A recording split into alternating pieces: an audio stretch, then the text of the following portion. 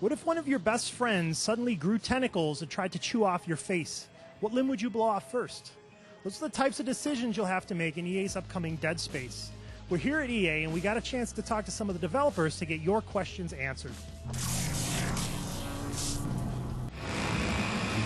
Norse wants to know, so in a day and an age when companies and brands are swinging away from mature, you guys went basically the complete opposite way. Was that difficult? EA sort of like let us go for like 6 months. Okay, let's see what you got. Can you scare me? And what they realized was we needed that mature content to achieve the gameplay that we wanted. And so, yes, there was skepticism at the start, but when they saw what we were doing, then there really hasn't been too much trouble.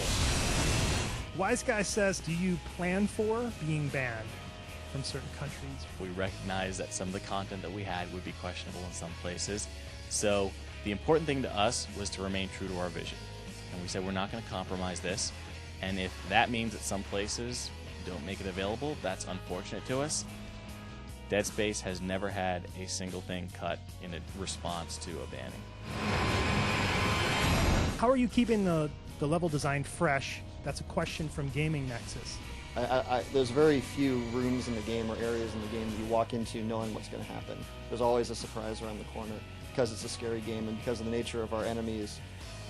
They're pretty extreme and crazy, and you're not quite sure what they're going to do. We wanted to take advantage of the fact that you are in space. It should feel like there is always that omnipresent threat of decompression, being trapped outside the ship or being in an airless environment. We never want you to know what's coming next in a level. There are places where gravity has failed, or where oxygen has failed, or where you can actually see out into open space. It's a great way for us to mix up the environments, and it's also a great way to mix up the gameplay.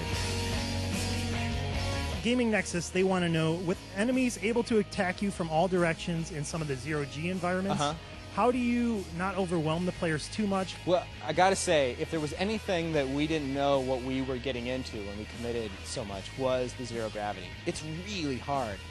We don't help them too much. That being said, I don't think it's a frustrating experience. It's an experience you kind of have to get used to. Good responsive controls, right? So you're not fighting the controls and the world at the same time, because that would suck. One of the scary things about being in those environments is the fact that things can come at you from all angles.